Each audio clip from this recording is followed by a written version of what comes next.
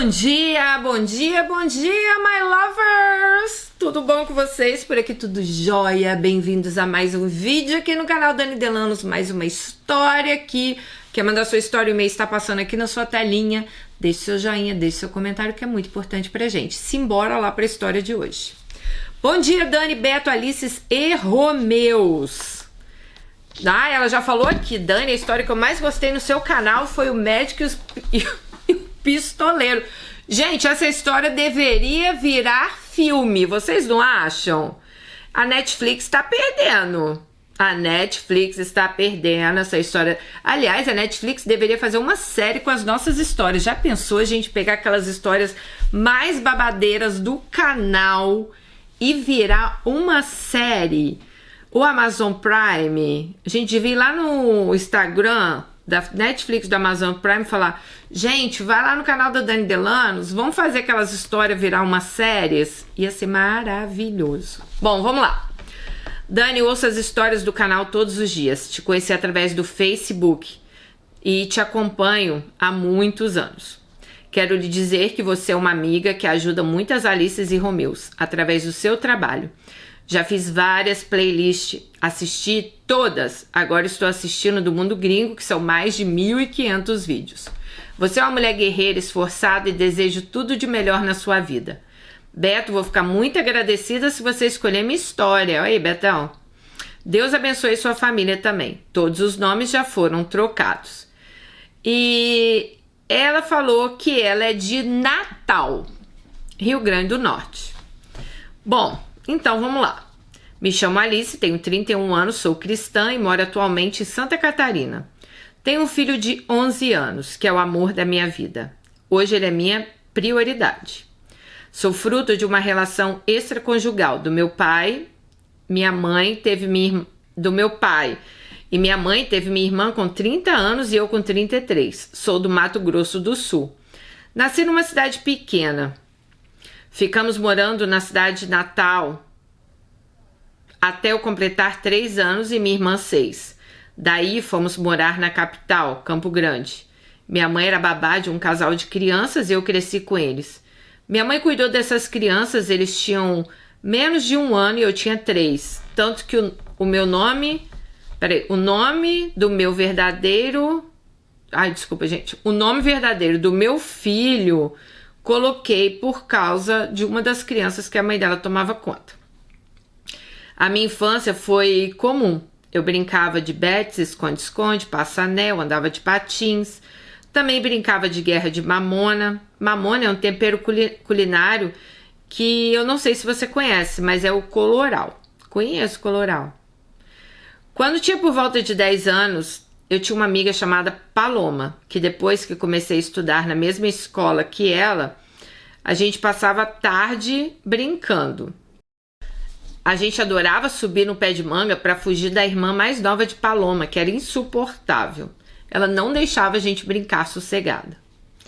Mas Paloma tinha uma casinha da Barbie que a gente brincava muito. Eu amava Barbie. Depois veio o namorado da Barbie, o Bob. E Bob era da Suzy, não? Acho que o Ken que era da Barbie, amiga. Mas foi um tempo muito bom.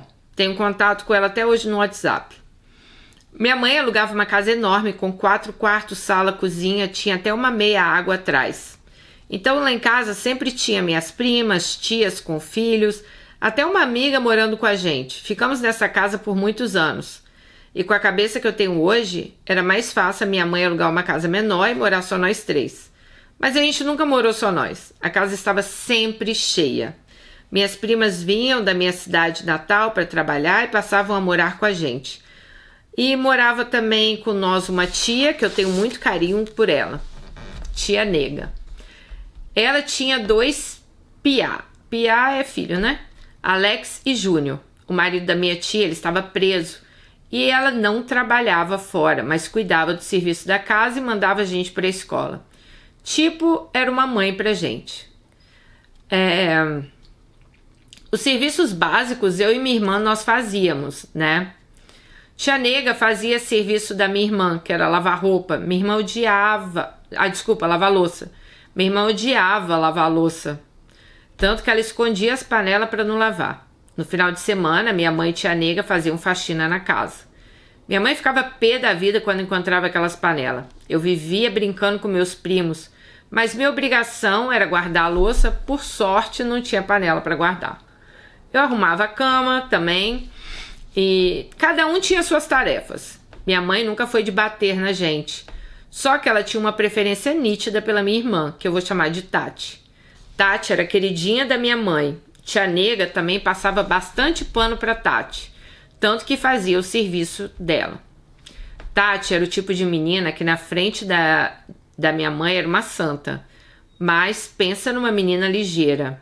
Gente, essas quietinhas são as piores. Com 11 anos eu fui morar com a minha prima Mariana para cuidar da filha dela, que na época tinha 2 anos. Mariana trabalhava de dia e o marido dela trabalhava à noite. Então, ele passava a manhã toda dormindo e eu ficava com a bebê. E de tarde eu ia para a escola. Sábado e domingo eu ia para casa da minha mãe. Então, com 11 anos eu ganhava R$50. Na época era muito dinheiro para uma criança. Eu me lembro que eu comprei um tênis da Sandy, que era de plástico com detalhe verde, que era uma febre na época. E eu também tinha uma calça com vários bolsos na lateral. Cuidei dessa bebê até meus 14 anos, pois comecei a namorar Tiago e Mariana me devolveu para casa da minha mãe. Eu também estava começando a aprontar, entre aspas. Nisso, Tati usava aparelho nos dentes. Ela ganhava roupa, maquiagem da minha mãe e eu também ganhava, mas não como a minha irmã, ela disse. Tati implicava comigo, debochava da minha cara e eu reclamava com a minha mãe. Ela nem dava bola. Eu não entendo porque a minha mãe gostava mais da Tati do que de mim. Eu só recebia carinho e amor do meu avô. Acho tão triste quando eu vejo que uma mãe gosta mais de um filho do que do outro. Na minha cabeça, eu acho que minha mãe gostava mais da Tati por ela ser fruto de um amor. E a minha mãe morou junto com o pai da Tati. Ela foi apaixonada pelo pai de Tati. Eu fui um caso extraconjugal, então acho que eu fui rejeitada desde a barriga. Bom, Tati já estava namorando meu cunhado desde os 15 anos que eles estavam juntos. Esse meu cunhado, vou chamá-lo de Denis. Nós saímos, depois disso, ela falou assim, nós saímos dessa casa enorme e fomos morar no bairro de Denis. Minha mãe alugou uma casa menor, então morava minha mãe, eu, Tati, tia Nega, os filhos dela e o meu tio, que era marido de tia Nega, seguia preso. Tati teve uma festa de 15 anos, a festa dos sonhos. Minha mãe fez um bolo de 3 andares, foi uma festa linda. Minha mãe pagou decoração e tudo que tinha direito. Foi num lugar que tinha piscina. Na época, as meninas que tinham festa de 15 anos é porque os pais tinham uma situação financeira boa. Bom, minha mãe fez a festa para Tati. Eu não tive festa de 15 anos. Eu falei que eu não queria festa. Fiz isso por charme, minha mãe nem perguntou de novo. Só que uma coisa que admiro na minha mãe, depois que ela teve a gente, ela nunca levou homem para dentro de casa. Ela não tinha namorado, pelo menos eu acho que não, nunca vi. Pelo menos a gente nunca viu um homem lá dentro de casa, né? Acho que ela se fechou pro amor. Minha mãe faleceu aos 57 anos, em 2018. Minha relação com ela era muito difícil, mas no fundo eu só queria a atenção dela que eu nunca tive. Minha mãe nunca conversou sobre sexo, menstruação, nem falava sobre alguém tocar em mim. A minha casa vivia cheia de parentes, na maioria das vezes mulheres, mas de vez em quando vinha um primo ou outro. E quando começou os abusos que eu sofri, né, eu nem entendia que aquilo era um abuso. Mas um fato me marcou muito. No aniversário de 15 anos, depois do aniversário de 15 anos da Tati, tia Nega foi embora para Goiás. Meu tio, enfim, saiu da cadeia e eles ficaram 10 anos sem aparecer, sem dar notícias. Tia Nega reapareceu quando meu avô estava doente. Nós conseguimos contato com ela. Meus avós sempre foram presentes na nossa vida. Meu avô, ele fazia tratamento na capital e sempre ficava na minha casa. Nossa, eu amava meu avô. Quando ele vinha lá para casa, era perto do pagamento, eu sacava o salário dele e entregava na mão dele. E era sempre no mercado que tinha caixa eletrônico. Então, sempre ele pegava uma carne ou algo para levar para casa. E ele mandava eu pegar algo para mim. Eu sempre pegava uma garrafa de suco, que era o suco Tampico Frutas Cítricas. Ela falou, alguém conhece? Ai, gente, eu não conheço. Ele falava, pega minha filha, pega mais, pega alguma coisa. E eu falava, vou, só o suco tá bom. Eu nunca fui de aproveitar das pessoas. Era o ganho dele na época. Ele vinha sozinho. E quem acompanhava ele nas consultas era minha mãe. Eu ia atrás. Meu avô tinha problemas respiratórios. Meu avô me contava histórias. Eu amava escutar ele. Ele contava umas 20 vezes a mesma história. E todas as vezes que ele contava, parecia totalmente diferente. Ele não tinha o dedo polegar. E cada vez que ele ia contar como perdeu o dedo, ele contava uma história diferente. Uma vez ele falou que minha avó tinha mordido o dedo dele. Eu era pequena e eu lembro que eu fiquei brava com a minha avó. Ninguém sabia por quê. Daí meu avô me chamou e perguntou por que eu estava brava. E eu chorando falei que ela tinha mordido o dedo dele. E tinha caído o dedo. Gente, isso foi motivo para muitas risadas. Acho que eu tinha uns 6 anos de idade. Mas ele falava com tanta firmeza que eu acreditava que era verdade. Bom, não tinha carinho e atenção da minha mãe, mas eu tinha meus avós, principalmente meu avô. Ele era meu refúgio. Depois eu tive Brian. Bom, eu achava difícil falar o nome dele, só chamava ele de gurizinho. Uma vez estávamos numa feira na capital, Dani, é um monte de barracas que começa com roupa, brinquedo, peixe, queijo, frutas, verduras e no final tem pastel, frango assado, caldo de cana. Pois bem, Brian tinha 2 aninhos. Lembro que ele pulou do carrinho e ficou olhando aquele frango assado rodando.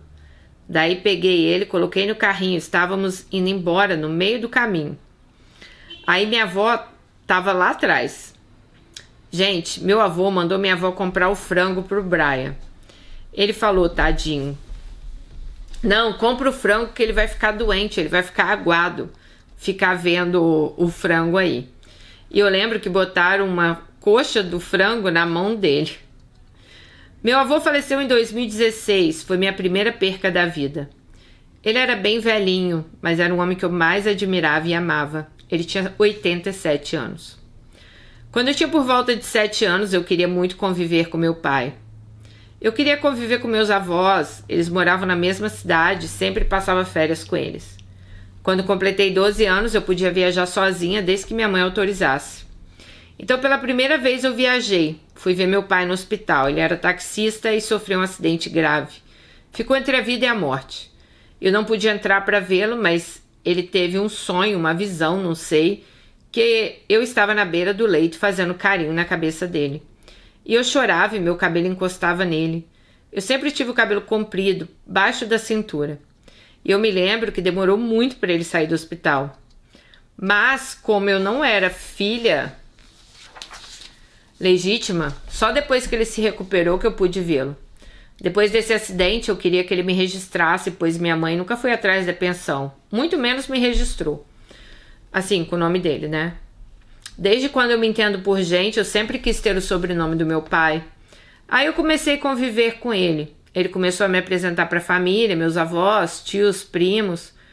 O pai já era separado de corpos, a mulher legítima da mulher legítima, mas ele morava na mesma casa. Na verdade, eles moravam num hotel. Era o negócio deles. Eu tenho 3 irmãos, filhos dessa mulher do meu pai, né? Ela nunca me tratou bem, mas também nunca me tratou mal. Meu pai sempre foi mulherengo. Até hoje ele tem 2, 3 amantes. Agora eu vou contar o que aconteceu comigo para desencadear minha depressão. Meu irmão 1, o mais velho, se chama Jaque. Irmão 2, João. Irmão 3, José. Quando eu tinha 14 anos, eu pedi a meu pai para me registrar no nome dele. E foi meu presente de 15 anos. Eu pedi, pois eu precisava tirar meus documentos. Meu irmão João falou para mim não sujar o sobrenome do meu pai, pois no interior essa questão de sobrenome era muito importante. As pessoas falam, eu vi a filha do Delanos no bar. Ela tá dando exemplo do meu, né? Vi a filha do Delanos beijando um cara. Sabe, a filha do Delano estava na praça. Ela falou que todo mundo lá é conhecido pelo sobrenome. Mas eu não sei porque que seu irmão falou isso pra você, porque é um direito seu, né? O meu irmão Jacques sempre me adulava, me dava presentes, e na época eu tinha 10 anos. Minha sobrinha era recém-nascida, então ao invés de ficar na casa dos meus avós, eu ficava na casa do Jacques quando eu ia pra minha cidade natal, que era lá a casa do pai dela, né? Nesse tempo, mal eu sabia o que estava para acontecer. Ele começou a dela, tá? Ele ficava deitado no meu colo. Lembro que era mês de julho, tava frio, então ele ficava me alisando minhas coxas por baixo da coberta. Uma vez minha cunhada foi no banheiro e ele enfiou a mão na minha parte íntima. E eu fiquei super assustada. Saí de perto, dei uma disfarçada e fui dormir. No outro dia, fomos numa chácara. Ele me abraçou por trás, alisou meus seios, que nem tinha ainda. Eu não contei pra ninguém. Até então, eu achava que aquele era um carinho de irmão. Hoje ela fala, que nojo daquela criatura. Bom, mesmo assim, continuei a frequentar a casa dele, lembrando que eu ia sempre nas férias ou feriado prolongado. Eu tinha 12 anos, minha cunhada estava na faculdade. Então estava eu e o Jacques e minha sobrinha na casa. Ela estava dormindo na rede e ele me chamou para assistir um filme. E, gente, o filme era de conteúdo adulto. Ela tinha 12 anos, gente. E conforme ia passando as cenas, ele me explicava. Acho que foi menos de 3 minutos. Falei para ele que eu não queria assistir aquilo. Daí ele falou para não falar para ninguém, nem comentar isso com a família da minha mãe. Para finalizar essa fase com o Jacques, uma vez conversando, comecei a chorar muito, falando que o meu pai não queria me registrar e eu tinha 14 anos. E ele falou que ia falar com o nosso pai. Meu pai, enfim, me deu o sobrenome dele. Era um desejo meu. Dani, tudo de ruim, quem me apresentou no mundo foi o Jacques. Tipo, os abusos, o filme. Ele depois me apresentou bebida. Em fevereiro, antes de voltar para casa, pois ia começar as aulas, o Jacques me buscou na casa dos meus avós. Naquela semana eu ia embora. Eu queria ver minha sobrinha. Quando chegamos na casa dele, desci da moto e fui correndo ver a menina. Quando entrei em casa não tinha ninguém. Daí perguntei onde elas estavam. Ele disse, elas já estão chegando. Ele me mandou pegar um relógio na cabeceira do quarto. Eu gritei do quarto que não estava achando. De repente ele ligou o som alto e apareceu no quarto sem camisa. Fechou a porta e me falou que se eu não lutasse, as coisas iam ser bem legal. Queria ser, olha só, queria ser bem carinhoso. Eu comecei a chorar, pois eu tinha namorado, mas eu nunca tinha transado, eu era virgem. Esse desgraçado me jogou na cama e começou a falar um monte de coisas pra mim. Que não adiantava eu gritar, não adiantava falar pro nosso pai. Ele colocou a mão na minha boca e eu comecei a chorar e ele foi colocar a camisinha. Quando eu vi que ele ia vir pra cima de mim, eu consegui sair da cama. Ele me impressou no guarda-roupa e eu falei que eu era virgem. Eu falei, não faz isso comigo, por favor, implorando. Gente, esse homem se transformou, deu uma risada alta, beijou minha boca, que chegou a morder. Eu não tinha mais saída. Ele me jogou na cama novamente e o próprio irmão dela. Tava saindo sangue de mim, uma dor enorme. Eu lutei, gritei e ele não foi bonzinho. Eu não pude nem tomar banho. Ele me colocou para fora do portão e eu voltei para casa dos meus avós a pé chorando. E me questionando por que aquilo aconteceu comigo. Uma vez eu ouvi uma pregação da Tamar, filha de Davi, que foi estuprado pelo irmão. E eu me vi naquela história. Cheguei na casa dos meus avós, tomei um banho, joguei fora aquela roupa e não falei pra ninguém o que tinha acontecido. Voltei pra minha cidade, eu não queria nem sair de casa. Eu não queria ver meu namorado, eu tava me sentindo suja, eu não sei nem explicar, gente. Eu pensei, meu Deus, eu não sou mais virgem. Acho que eu demorei 10 dias pra conseguir falar novamente. Eu não queria seguir mais com meu namoro e terminei com o Thiago. Ele não aceitava, insistiu, teve paciência, só que eu resolvi não falar nada. Thiago era caseiro, não era de balada. E eu comecei a sair, né? Até que ele ia comigo às vezes para me agradar. Em agosto era aniversário dele. Eu tinha 15 e ele 18. Tinha 1 ano e meio que a gente namorava. Ele foi paciente, eu não deixava ele passar a mão em mim. Quando o beijo começava a esquentar, eu já dava um jeito de sair fora. No dia do aniversário deles, tivemos nossa primeira vez. Ele achou que eu era virgem, pois foi doloroso, saiu um pouco de sangue. Na cabeça de Tiago, ele que tirou minha virgindade. Por um tempo eu consegui ter um namoro leve, mas eu não me sentia à vontade para ter relação. Nisso, Tiago aguentou muito, ficamos 4 anos juntos. Planejamos casamento, escolhemos nomes para os nossos filhos, fomos para nossa cidade natal passar o final do ano. Eu estava na praça com o Tiago e alguns parentes, e quem eu encontro? O infeliz do meu irmão, o Jaque. Ele estava lá na praça e, gente, parece que o chão se abriu para mim. O filho da puta teve coragem de vir me cumprimentar. Peguei minha amiga pelos braços e falei, vamos num banheiro. E ela não estava entendendo nada, perguntava o que tinha acontecido, né? E eu falei que o Jaque tinha feito uma coisa ruim comigo e que depois eu contava. Claro que eu inventei uma outra história e ela acreditou.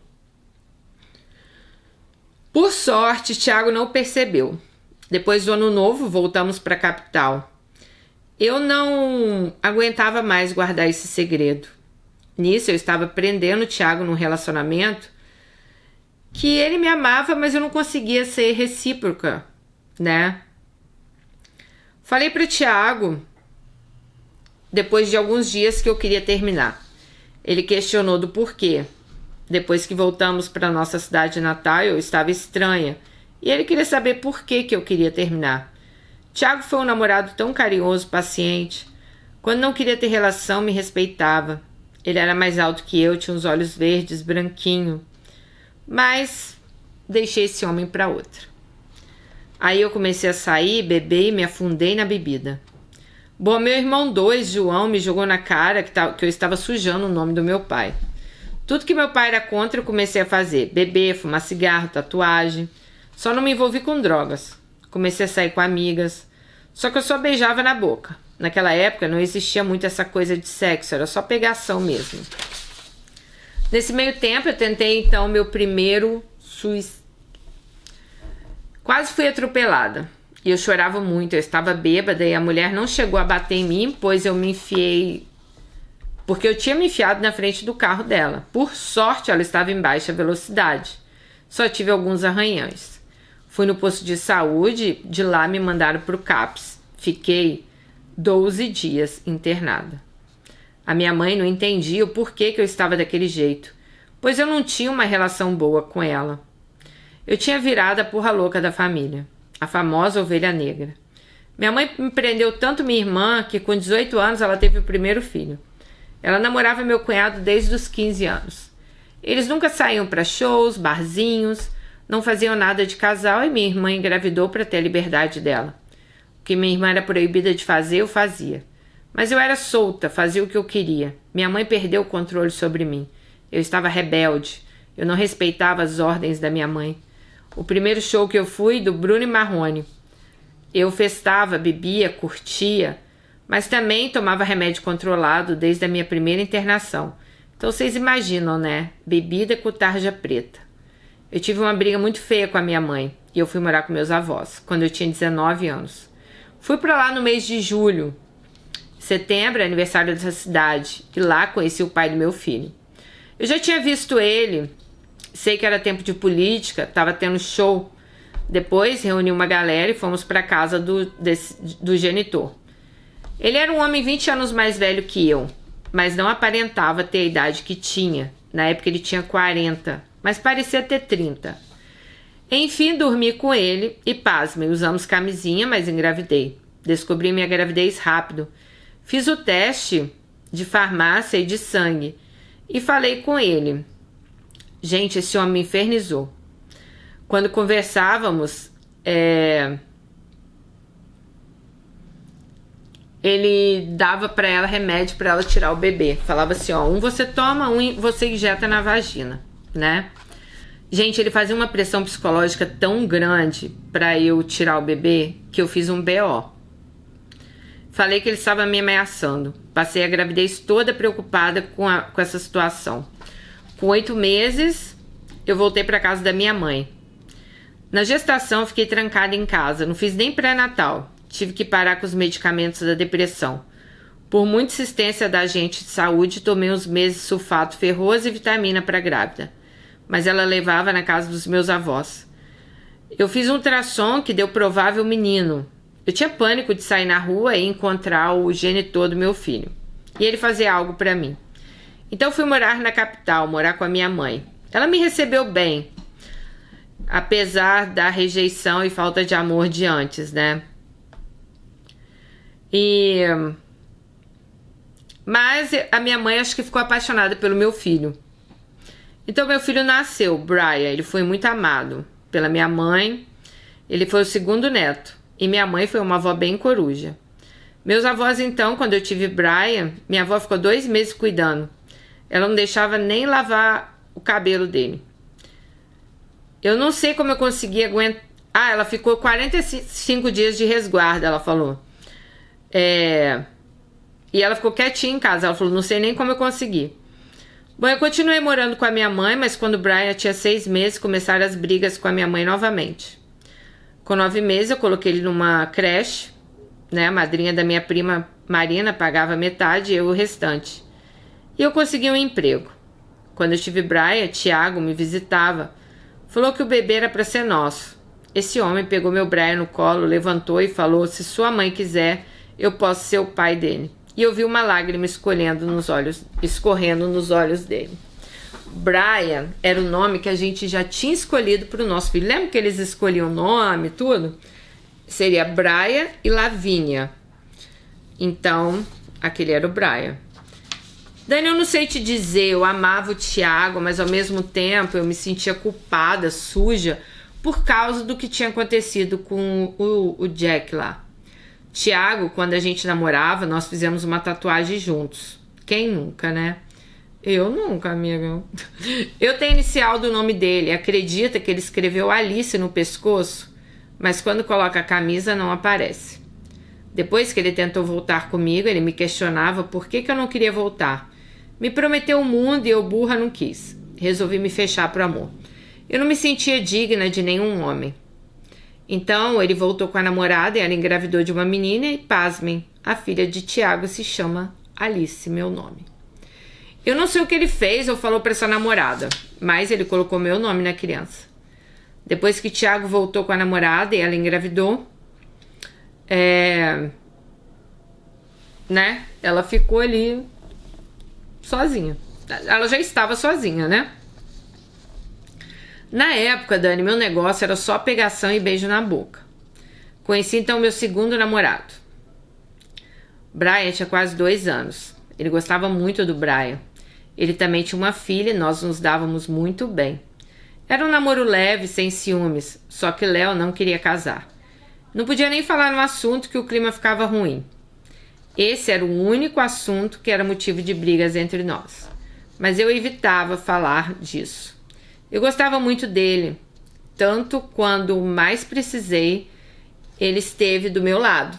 Então foi uma sequência de perdas na minha família. 2016 morreu meu avô, 2017 uma tia, 2018 minha mãe, 2019 minha avó, que era como se fosse minha mãe. Imagina, minha avó perdeu 2 filhas e um marido e depois que minha mãe faleceu, ela desistiu de viver. Léo esteve ao meu lado e eu não estava sabendo lidar com o luto daquilo tudo. Eu me sentia culpada e foi aí que eu tentei novamente acabar com a vida dela. Tomei todos os remédios que tinha em casa e apaguei. Léo me ligava e eu não atendia. Ele foi na minha casa, o portão estava fechado. Aí ele avisou minha irmã, foi na casa dela e meu cunhado pulou o portão. Meu filho estava assistindo TV e tinha vários copos de iogurte jogado na sala. Brian estava de cueca, tudo que tinha na geladeira e no armário ele comeu. Brian se virou por 2 dias sozinho. Deixei uma carta para mim. Nossa, o filho dela ficou 2 dias em casa então, gente. Deixei uma carta para minha irmã para ela cuidar de Brian. Eu estava na minha cama, tinha vomitado, mas tinha tomado muitos remédios. Minha irmã ficou com o Brian e Léo me levou no CAPS. Até então ninguém sabia o que Jack tinha feito comigo, né? Só que aí, nessa internação, a psicóloga conversou comigo e eu me abri. E contei tudo. Foi no mês de março e minha mãe faleceu no começo de março. Depois de uns dias, né? Depois de uns dias que a mãe faleceu, que ela fez isso, tá? Léo ficou comigo mais tempo e ele terminou comigo. Eu queria casar, eu tava cansada de ficar sozinha, as noites eram ruins. A gente dormia junto só no sábado. Aí ele falou que queria um tempo. E eu pensei, que porra de tempo? Falei pra ele, quer saber? Dane-se. Em 2018 fui visitar meu pai e ele ficou sabendo da tentativa que ela teve de arrasta, né? Vamos falar assim porque o YouTube não pode falar certas palavras. E ele me chamou para morar na minha cidade natal, me deu uma casa. Voltei para a capital e foi tudo muito rápido. Ele pagou um caminhão de mudança e eu fui para lá. Essa cidade é um ovo, pequena, muito ruim de serviço. Por mais que eu tentei me adaptar, não consegui. A tentação do meu genitor, ele começou a me infernizar.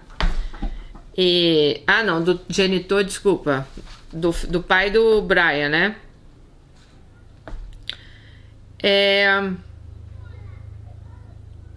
Aí ela falou assim que ela começou a ir atrás dos direitos do Brian, né? E ele ficava doido.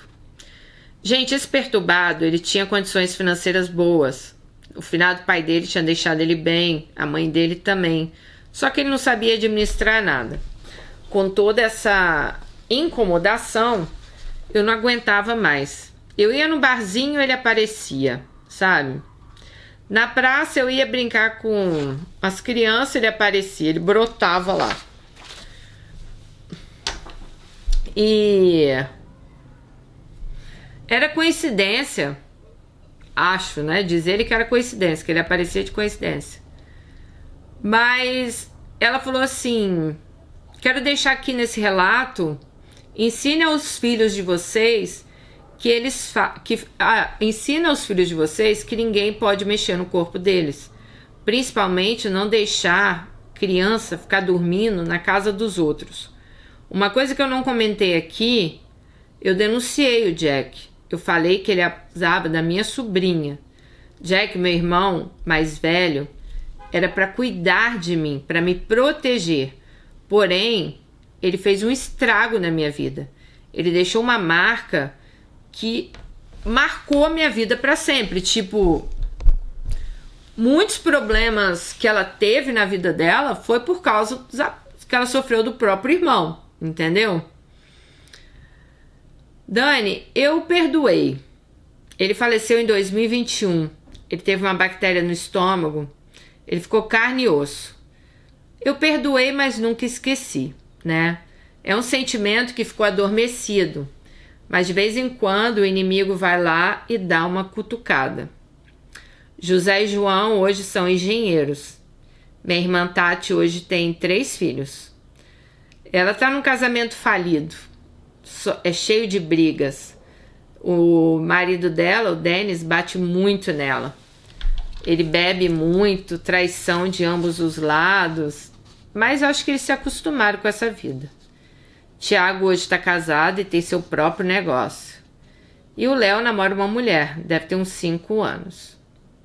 Mas vamos voltar um pouquinho lá atrás, quando ela tá naquela cidade que o pai chama ela para morar e dá uma casa lá para ela. Bom, aí ela falou o seguinte: depois que ela sai da cidade lá do pai dela, ela conversando com uma prima, ela falou assim que ela tem um primo, Mike, se chama Mike, tá, gente? Ela falou assim que é um primo dela que é homossexual, tá? E ele não aguentava mais ficar naquela cidade pequena. Então, ele chama ela e o Mike conversam e falam por que a gente não vai para Santa Catarina, né? E ela falou que mais que depressa ela topou. Ela falou: Dani, eu já queria mesmo me livrar daquela cidade. O genitor do menino, né, que é o pai da criança dela, morava lá. E ela falou assim: nossa, aquilo era uma oportunidade para eu sumir dali e o cara não encher mais o saco dela. Falei com meu pai que eu queria vir para Santa Catarina, expliquei questão de trabalho, que lá não tinha. Ele me disse: cuidado com o que você vai fazer. cuida do seu filho. Mas se quiser voltar, a casa é sua, e me desejou boa sorte. Só faltou ele falar um eu te amo. Bom, meu pai eu ainda não contei, ele é um paraguaio, muito sério, não gosta de brincadeiras e nem que puxe o saco dele. Ele é um homem muito conhecido e respeitado na cidade. Ele tem muitos negócios, a profissão dele é taxista, ele tem um hotel, minha madrasta que administra. E repasso o valor todo mês para ele. Só que meu pai também é muito mulherengo. Ele também mexe com a agiotagem. E ela falou assim que a atual esposa dele é uma falsa. Bom, meu pai nunca foi de demonstrar carinho, mas fiquei segura, pois quando ele falou, se você quiser voltar, a casa é sua, então ela falou, bom, se der certo eu volto, se der errado eu volto. Mike, o primo dela, Daniel, era muito comunicativo. Ele era... Ele tinha vários bofes, então ele conseguiu um caminhão para trazer minhas coisas e a dele. Pois tinha uma bis. Na época, nós saímos de Amambaí, que era a cidade que eles estavam, nas férias de julho de 2019. E nós viemos para Santa Catarina cheios de sonho e vontade de trabalhar e fazer a vida. Esse boy que trouxe nossa mudança, trouxe nós para a cidade natal dele, que era Canoinhas, mas nossa intenção era ir para o litoral fazer dinheiro. Mas ele conversou com o Mike para ficar um tempo na cidade e nós ficamos. Dani do céu, eu trouxe geladeira, máquina de lavar, centrífuga, eletrodomésticos e nada funcionou aqui. A geladeira foi a primeira a queimar. No Mato Grosso, tudo é 110 volts e aqui tudo... Ih, nem sabia disso. Tudo é 220. Resumindo, eu não podia usar nada. Ficamos numa kitnet, fizemos um combinado. Cada um ia trabalhar num horário por causa do Brian. Então eu consegui um serviço maravilhoso, de 7h30 da manhã às 3 da tarde. E Mike trabalhava numa pizzaria à noite, dormia pela manhã, levava Brian para a escola, depois voltava para casa. Só que Mike, ele queria ir logo para o litoral, pois lá ganhava mais. Mas eu estava me adaptando com a rotina. E antes de Mike ir, a gente já tinha conseguido o básico, a geladeira, a máquina, a centrífuga. Nessa cidade o pessoal era muito acolhedor, então muita gente ajudou a gente. O que restou das minhas coisas, mandei de volta para minha cidade e estava lá guardada. Aliás, ela falou assim, assim espero, né, que estejam lá guardadas. Mike ficou comigo até final de outubro e foi embora para Balneário Camboriú. Foi morar na praia. Eu fiquei muito feliz por ele, mas porém preocupada. Mike bebia quase todo dia e usava aquela branquinha de vez em quando. Mas enfim, ele foi e eu continuei morando na kitnet. Até que um dia uma colega de trabalho me chamou para fazer uma visita na igreja. Combinamos 2 vezes e não deu certo. Mas daí, numa quinta-feira, no culto da libertação, a pastora perguntou se eu tinha gostado do culto. Pegou meu telefone. Passados uns dias, fez uma visita e eu contei que eu tive depressão, tomava remédio controlado. Contei minha vida toda para ela. Por cima, né? Com o passar do tempo, essa pastora foi trabalhando até que consegui falar sobre Jack. Dali pra frente, essa mulher mudou minha vida, Dani. Começou a trabalhar meus traumas, rejeição da minha mãe. Acho que eu não comentei antes, mas eu só tive 2 namorados sérios, Tiago e Léo. Beijei pouco rapazes, pois se o cara começasse a passar a mão em mim, já vinha gatilhos. Eu era uma menina alegre, comunicativa, mas depois do nunca mais fui a mesma. Mas voltando à pastora, me apeguei a ela, amava conversar. Tudo que eu sei hoje sobre religião, ela me ensinou. O que é dízimo, o que é oferta, o que é voto, ligação de almas, entre outras coisas. Já imagina a Dani falando, nem sei o que é isso, deixa nos comentários. Gente, óbvio que eu sei o que é dízimo, óbvio que eu sei o que é oferta, amiga. Voto, realmente, eu não sei que voto é esse, mas ligação de almas também eu sei, tá? Dani, em 2019 eu conheci meu marido. Lembra que eu sempre quis casar? Pois então, eu, mãe solteira, morava sozinha. O que mais tinha era pretendente. Só que um detalhe, um era feio, outro tinha 7 filhos, um era vesgo e por aí vai. Só curva de rio. O único bonito estava desviado da igreja e já tinha sido casado 2 vezes. Só que senti que quando vi algo diferente por Romeu, aí tocou nela assim, né? Romeu louvava. Ele estava separado, tinha 8 meses, estava em processo de divórcio. E ele ficou com os filhos. Romeu ia louvar e eu corria para pegar o filho mais novo, segurava no colo até ele terminar de louvar. Romeu tinha 3 filhos. Diabético renal crônico. Era o que eu sabia das doenças que ele tinha. Ele estava em processo de divórcio. E ele era aposentado, era um homem de Deus, bom pai, bom filho, um coração enorme. Como eu já não aguentava mais um monte de pretendente crente, eu estava ali com um pior que o outro, né? Escolhi Romeu. Falei para a pastora que eu estava interessada em Romeu, falei por mensagem numa quarta-feira. Nesse dia tinha culto e ela falou para eu ir um pouco antes que ela queria conversar comigo.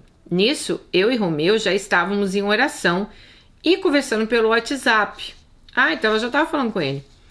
Eu saía do trabalho às 15 horas. Quem estava cuidando do Brian era minha Gente, já era a mãe de Romeu cuidando de Brian? Era minha sogra. Então eu tinha desculpa perfeita para ver ele todos os dias.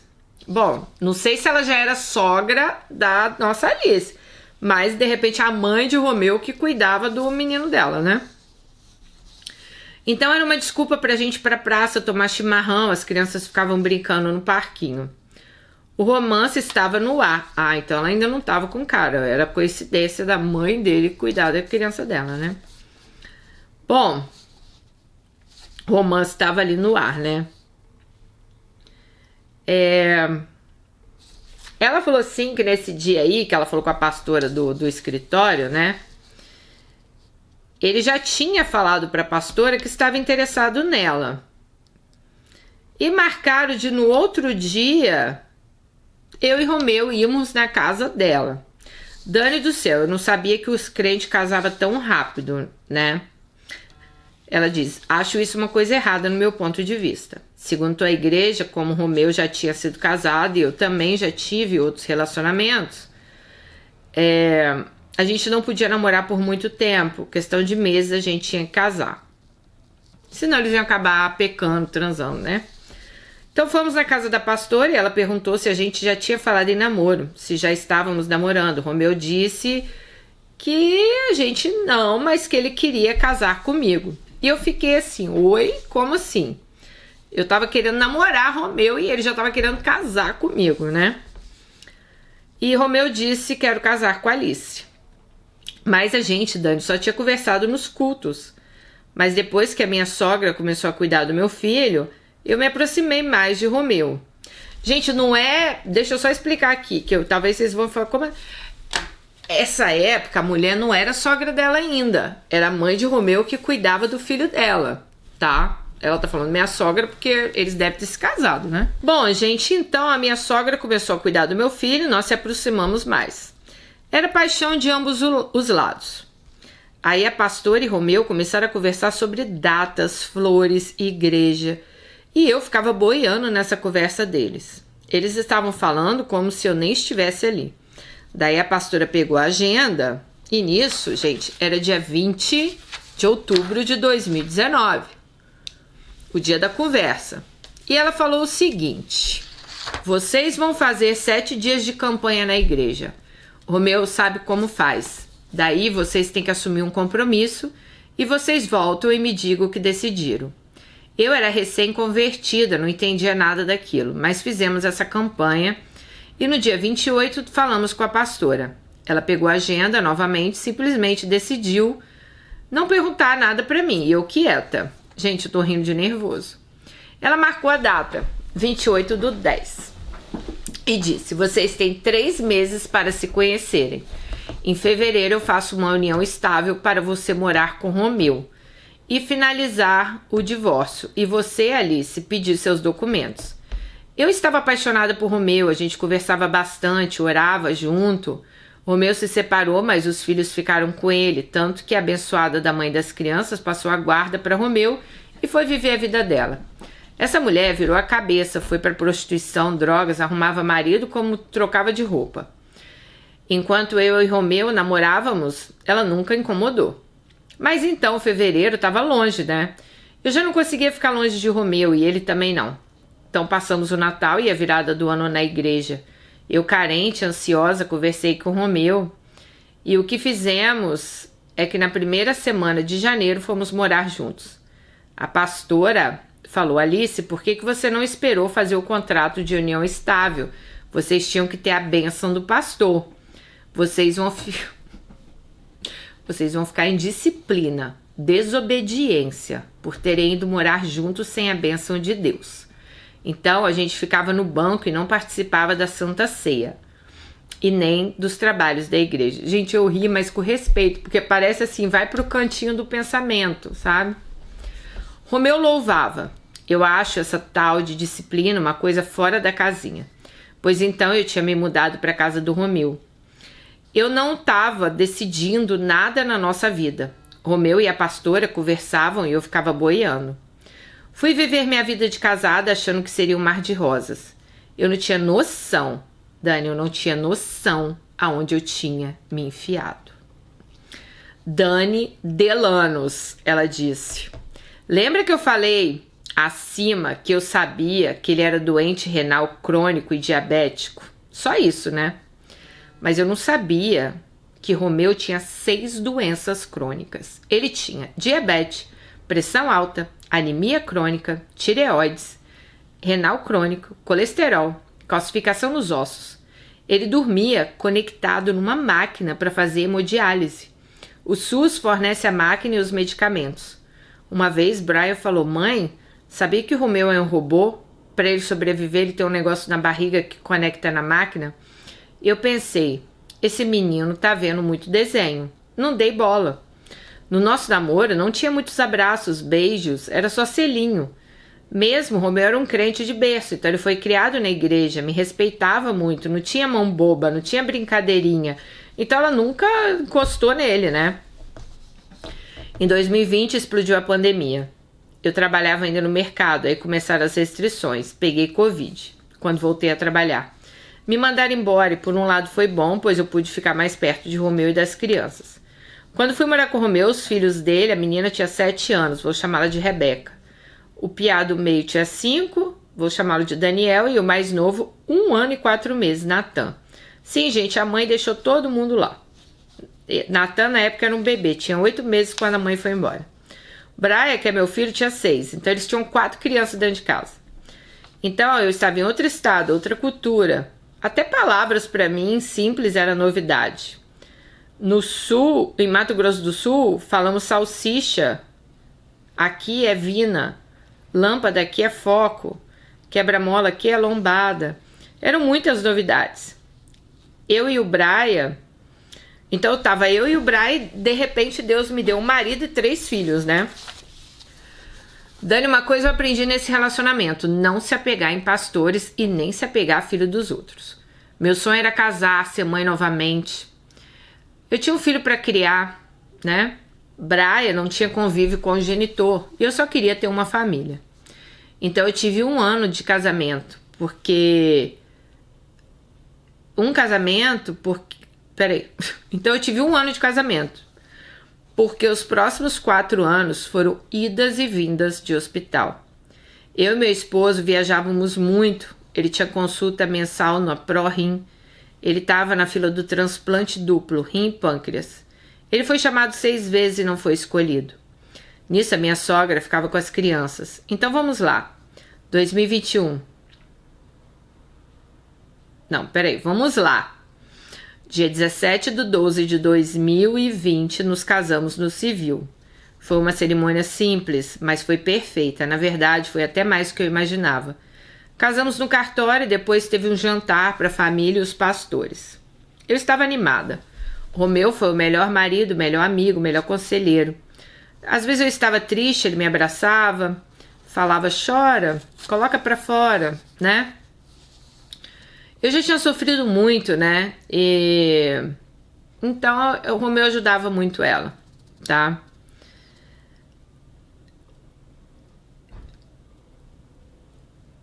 Eu fui muito feliz. Romeu me fez feliz. Eu não conseguia ficar longe dele e eu levei à risca, na alegria e na tristeza, na saúde e na doença e até que a morte nos separe. E Romeu foi o amor da minha vida. Romeu, em 2021, ele teve 4 vezes Covid. Ficou internado meses e eu junto, porque na época eu fazia diálise peritoneal. Ele fazia, ai, tô até doida já. Ele fazia diálise peritoneal, fazia em casa. Então eu ficava de acompanhante para arrumar a máquina dele. Em 2022, Romeu começou a sentir uma coceira no dedo do pé, parecia uma pulga em alguns lugares. Chamam de bicho do pé. E lá vai a mãe dele cutucar essa pulga. E nada de passar essa coceira. Passados uns dias, o dedo dele ficou escuro. Eu falava, Romeu, vamos ao médico. E ele não dava bola. Mais uns dias, o dedo da pulga necrosou. Quando eu levei no posto, já mandaram ele para a cidade vizinha. Chegando lá, teve que amputar 2 dedos. Até aí tudo bem. Fomos para outra cidade fazer um procedimento para desobstruir as veias, para ter circulação. Passamos 3 dias e voltamos para o hospital anterior. Ele continuava internado devido a diabetes. Estava descompensada, gente. Era mais de 600, aí baixava para 30 em questão de 1 hora. Pessoa diabética tem uma tabela de insulina NPH, que dura cerca de 12 horas no organismo. E a insulina regula como age, rápido. Nisso eu sempre com ele, e a máquina de diálise. Essa máquina era o rim dele. Ele não podia ficar sem fazer. Passou 15 dias da amputação dos dedos, a necrose começou a subir, foi para o centro cirúrgico. A médica me chamou e ela falou, você prefere que corte baixo do joelho ou no coto? Eu não entendi nada, pois a médica era ela, mas eu perguntei o que seria melhor. Ela então me disse que se cortasse abaixo do joelho, a necrose poderia continuar subindo. Que daí, quando fosse amputar, seria perto da virilha. Daí não teria como ter prótese. Então eu tive que decidir. Era uma decisão difícil, pois mesmo sendo meu marido, eu não me achava no direito de escolher isso para ele. Ele já estava no centro cirúrgico e eu tive que escolher e optei pelo coto. Aí ela falou, vou mandar a foto, Dani. Meu Deus, depois que esse homem foi pro quarto, acordou, eu estava sentada, ele me chamou, amor, vem cá. Ele não sabia que estava sem a perna, ele me perguntou como foi a cirurgia. Ele foi pegar a perna, segurei a mão dele, fica calmo. Deu tudo certo. Falei pra ele ficar calmo. A médica vai vir conversar com você. Ai, meu Deus. Gente, pior coisa do mundo é pedir pra uma pessoa nervosa ficar calma. Enfim, quando ele viu a perna, ele falou que preferia a morte do que ficar aleijado. O Romeu era evangélico de berço e não estava aceitando aquela situação. Estava inconformado. Eu fui uma esposa que aguentava tudo, mas de tudo mesmo. Reclamações, revolta que ele estava sentindo por dentro.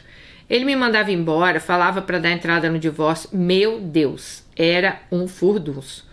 Quando voltamos para casa, a médica já tinha falado que ele ia sentir uma dor fantasma. E Romeu teve essa dor. Meu senhor amado, era horrível. Romeu berrava de dor. Tinha que ligar para a pastora orar, pois eu não conseguia orar. Eu não tinha muito entendimento na época, foram vários dias assim. E do nada vinham essas dores, sabe? Romeu começou a ficar depressivo. No auge dessa turbulência, das dores fantasmas, eu falei, ué, não é você que não acredita em depressão? Aí eu comecei a jogar umas coisas na cara dele. Para os evangélicos, depressão é coisa do diabo, é falta de Deus, falta de trabalhar. E o principal que sempre ouvia é que depressão era frescura. Por tanta pressão psicológica dos meus pastores, na época, parei de tomar meu medicamento, 2 vezes por conta própria. O que acontecia é que eu não dormia, minha ansiedade aflorou, eu descontava tudo na comida e fora o mau humor que eu ficava. Faz 2 anos que eu faço terapia e tomo medicamento certinho, mas é pelo SUS, de tempo em tempo eu não tenho atendimento. Assim, agora em dezembro, a psicóloga que me atendia entrou em licença maternidade e não colocaram outra ainda. Agora quem vai me tratar é um psiquiatra. Eu não estou falando mal dos meus pastores, mas muitos pastores se acham melhor do que médicos. E eu acredito em Deus, mas eu acredito que os médicos estudaram para isso. Em 2023, Romeu teve um problema no estômago e tudo que comia ele vomitava. Eu levava no PA, não resolvia. Até que, enfim, consegui uma consulta com um especialista. Consegui resolver, mas ele sempre ficava 10, 15 dias internado. A diabetes descompensava muito. Foram 6 meses de internação de tempo em tempo. Em 2024, lá pelo dia 20 de julho, Romeu já vinha sentido os incômodos.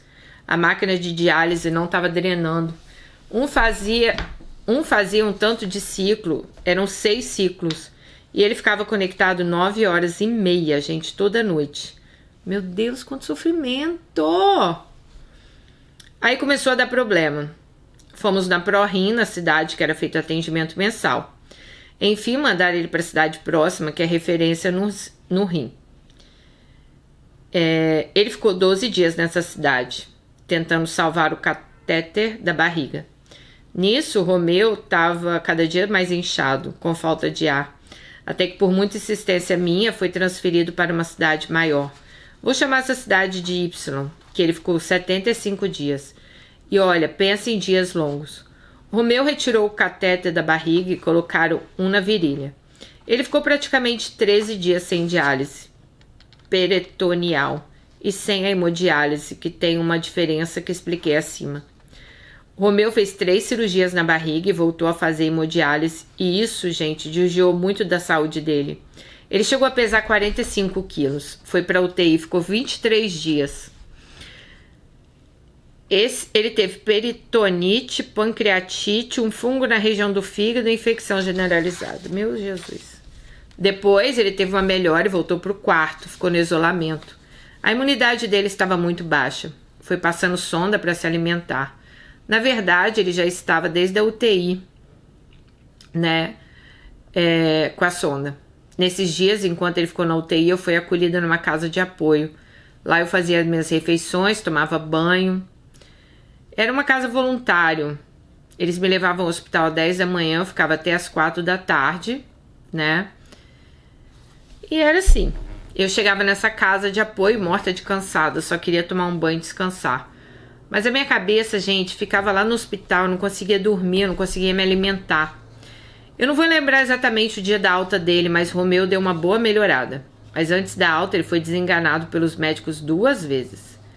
Lembrando aqui que meu filho Brian estava lá na casa dos outros, né? Separado dos meus enteados. Eles sempre ficavam com a minha sogra. E o filho lá, né?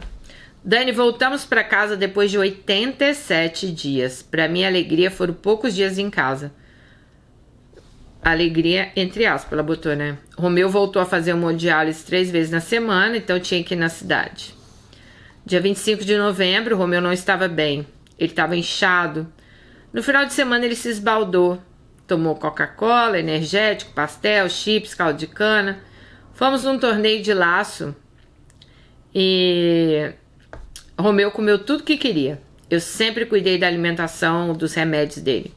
Romeu era teimoso, não adiantava eu falar e cuidar. E eu cuidava, mas ele não obedecia. Ele não urinava por causa do rim, então tudo que tomava virava inchaço. E era tirado na hemodiálise, né? Nesse final de semana eu fiquei tão pé da vida com ele que acabei falando um monte de coisas. Falei que se ele fosse pro hospital de novo eu não ia junto, eu tava cansada, eu dormia mal. Eu tava vivendo a minha vida trancada dentro de um hospital. Eu deixava as crianças lá por conta, sabe?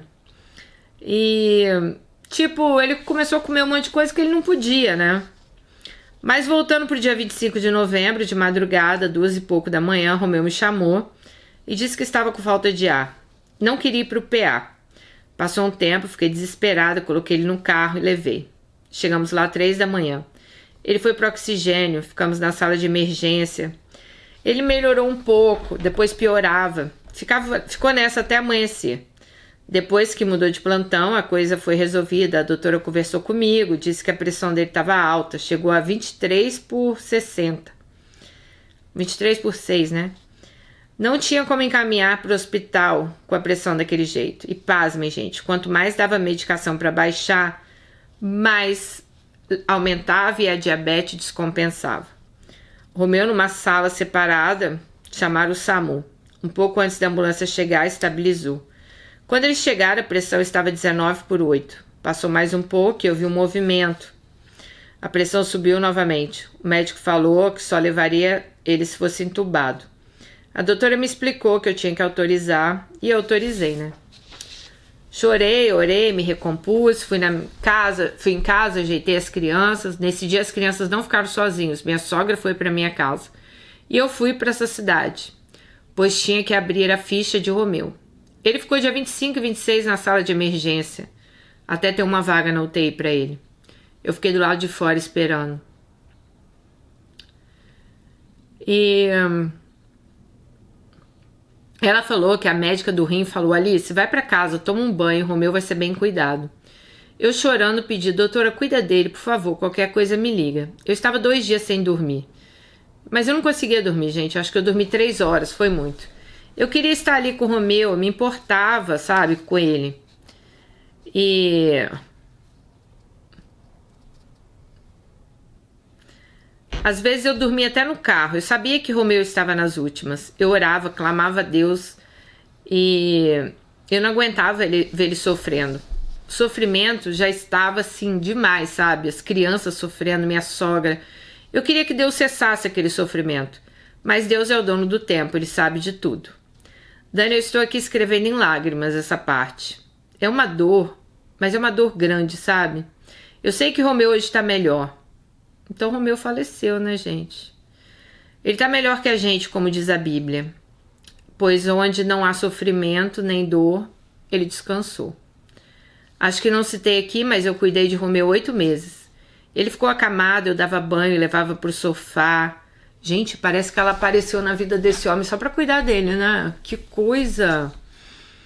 Levava pro sofá, dava remédio. Romeu virou um bebê. Trocava fralda, tive que fazer um mini hospital em casa. Tinha cama, oxigênio, tudo. Também acho que falei eu que Romeu já não tinha relação sexual, né? Devido a diabetes. Ele ficou impotente. Fomos no especialista. Esse médico acabou com minhas esperanças. Falou que só um transplante Romeu voltaria a funcionar. A impotência dele. Bom, gente, Romeu tinha sido chamado 6 vezes já para tal transplante. Depois daquela consulta, nós paramos para comer. Isso era 2022. E eu lembro que ele fez uma pergunta se eu estava com pena dele. Ele não queria que eu ficasse num casamento por obrigação. Quando eles souberam que a impotência dele só voltaria, né? Só voltaria a funcionar se ele fizesse um transplante, né?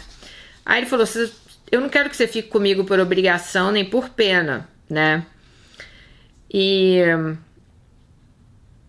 Dani, eu amava sexo, mas eu não me importava não, sabe? Naquele momento eu foquei na saúde dele, mas claro que eu sentia que aquela fase ia passar. Eu sonhava com homens, sonhava eu tendo relação. Gente, eu sonhei até com o filho do pastor. Eu sonhava com homens bonitos que chegavam, me davam um beijo, era um sonho pior que o outro. Falei pra psicóloga, ela me disse que eu estava em abstinência. Na época eu tinha 27 anos. Eu virei uma cuidadora do meu marido. Se me perguntarem se eu me arrependo, não. Não me arrependo. Deus conhece meu coração, sabe que eu fiz tudo por ele. Abdiquei da minha vida para cuidar dele. Fiz tudo isso porque amei ele.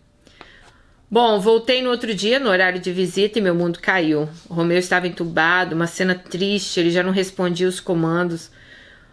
O médico tirava a sedação, ele se agitava e foram tentando. Passou 10, 15 dias, conversaram comigo. Falaram que se ele não voltasse a respirar sozinho, iam fazer uma traqueostomia.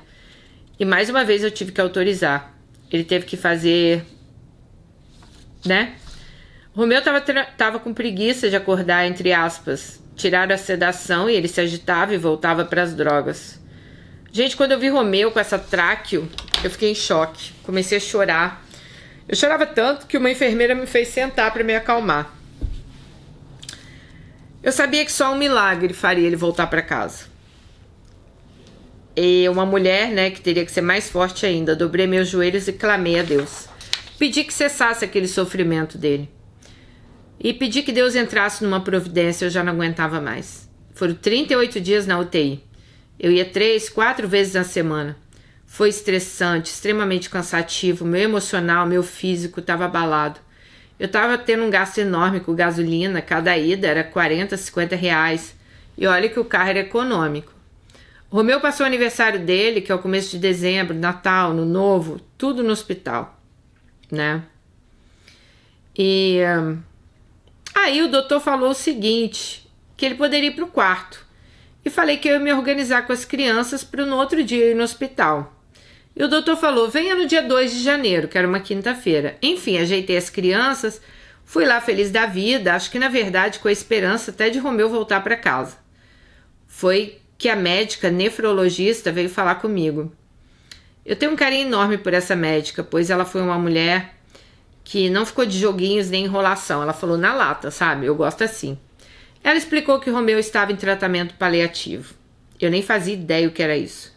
Ela falou que Romeu não iria mais fazer hemodiálise. Romeu estava há 8 anos com problema renal. Ele era diabético desde os 14, fora todas as outras doenças que ele tinha. Bom, o tratamento paliativo, gente, o paciente, ele pode ir para casa, só que eles não vão fazer mais nada para salvar a vida do paciente. Eles vão fazer para o paciente não sentir tanta dor, entendeu? Então, a médica falou, olha, ele pode viver 1 a 3 meses, varia de cada paciente. Não vão fazer nada invasivo. Se precisar entubar, não vão mais entubar. Se tiver uma parada cardíaca, não vão fazer manobras. O Romeu estava muito magro e se caso fizesse, talvez quebraria até uma costela dele. Então, assim, seria mais para Romeu ficar em casa com a família, né? Bom, voltamos para a nossa cidade, Dani. Eu fiquei com o Romeu do dia 2 de janeiro ao dia 16 de janeiro no quarto. No dia 16 de janeiro, 5 e 7 da manhã, ele faleceu. Enfim, descansou. Eu estava ali quando ele deu os 2 últimos suspiros. Meu marido, meu companheiro de 5 anos e meio. O homem que me ensinou tantas coisas do evangelho. O homem que me deu uma família. O homem que eu amei, que eu amo muito. Que me amou, me protegeu, me incentivou. Romeu foi o amor da minha vida. E ele sempre vai ter um lugar... Ai, eu vou chorar. E ele vai ter sempre um lugar no meu coração. Ele estava ali naquela cama, sereno, parecia que ele estava dormindo. E ali eu vi que eu teria que ser mais uma vez forte, pois tinha muitas coisas para resolver. Vou começar pelo velório. Eu fiquei viúva aos 31 anos. De livre e espontânea pressão, tive que recomeçar do zero. Agora eu era uma mulher cheia de marcas na vida, com o diferencial que hoje eu tenho Jesus. Eu tenho fé, uma fé que eu não consigo nem explicar. Mais forte e com vontade de viver e cuidar de mim e da minha saúde, principalmente de Brian. Eu quero recuperar desse luto, não quero casar tão cedo, pelo menos até Brian tiver, na verdade, maior de idade, sabe? Eu sofri demais no meu casamento. Tem uma coisa que faltou eu falar.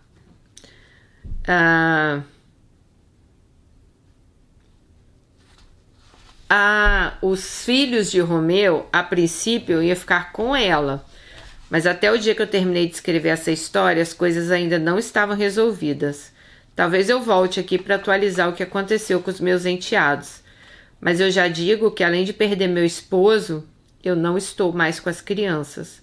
E eu tô sofrendo muito por estar longe deles, né? Ele tinha um filho novinho que ela cuidava, né? Dani, para terminar minha história, por mais que eu tenha 31 anos, eu já passei por tanta coisa nessa vida. Mas se eu não tivesse passado por tudo isso, eu não teria chegado até aqui. Obrigado por você. Obrigado por você. Você é uma bênção na minha vida. Ai, Alice. Ai, que triste, meu Deus, esse final. Ai, a segunda história que eu li essa semana que eu não imaginava o final. Ai, gente. Ai, Alice, ó, eu não sei nem o que te falar, porque assim... A gente sempre fala, né? Bom, meu pai também, ele ficou muito doente, sabe? Sofreu muito. Meu tio Jorge agora também teve problema no fígado, né? E ele também sofreu muito, ele também ficou em tratamento paliativo. E a minha madrasta também ficou em tratamento paliativo.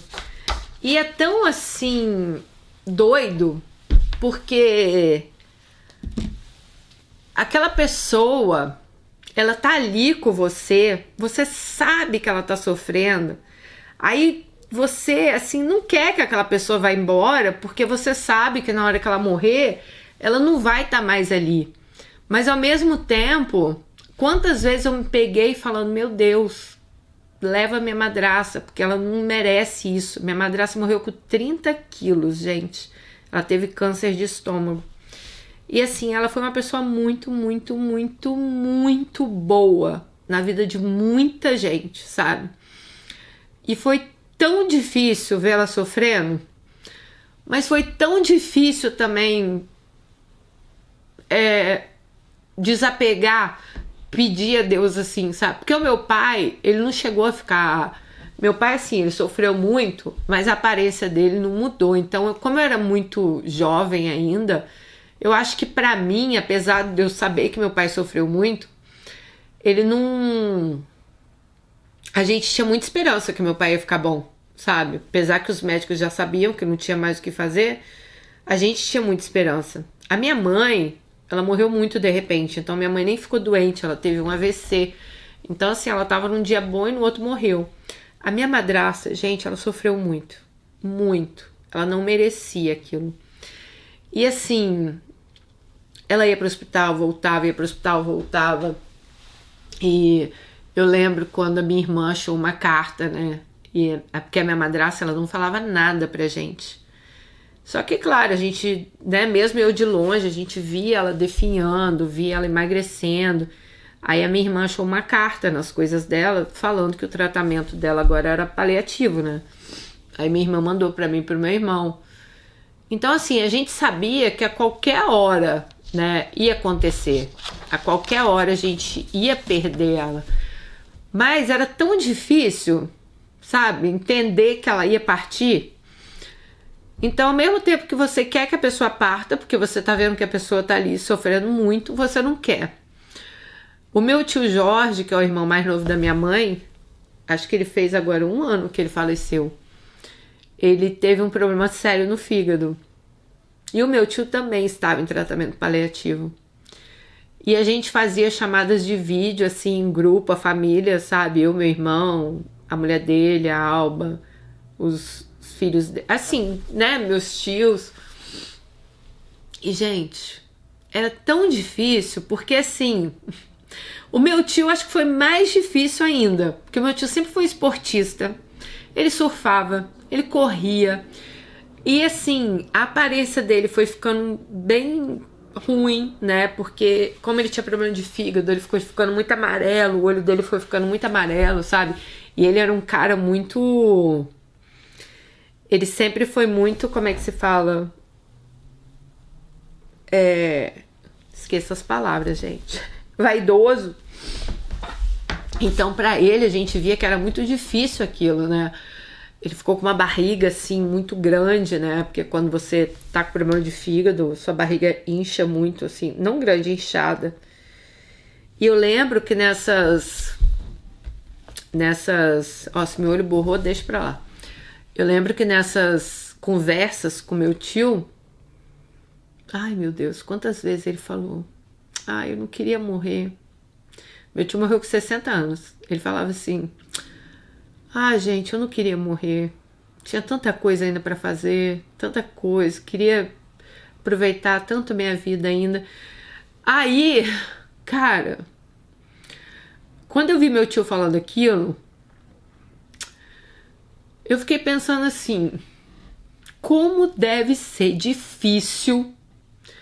Você está num tratamento paliativo, você saber que vai morrer, porque não tem mais o que fazer, você não sabe quanto tempo, mas não tem mais o que fazer, tipo, já tentaram de tudo.